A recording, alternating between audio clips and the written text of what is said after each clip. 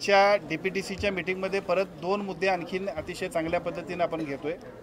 विशेषतः मुख्यमंत्र्यांच्या विशेष आदेशानंतर किंवा सूचनेनंतर संपूर्ण राज्यातल्या किंवा विशेषतः जिल्ह्यातल्या आमच्यासाठी जर म्हटलं तर जिल्ह्यातल्या सगळी जी शासकीय कार्यालय असतील ती सगळीच्या सगळी सोलरयुक्त झाली पाहिजेत, सौर पॅनेल बसवलेले असले पाहिजेत। ऊर्जेची बचत करण्याचा अतिशय चांगल्या पद्धतीने जो काही निर्णय राज्य शासनाने घेतला आहे त्यामध्ये मेढाचे आणि मेढाबरोबर इतर सगळ्या सुद्धा विभागांना आपण सूचना दिलेल्या आहेत की त्यांच्या विभागामार्फत सुद्धा अत्यंत चांगल्या पद्धतीनं या सगळ्यासाठी निधीची तरतूद करून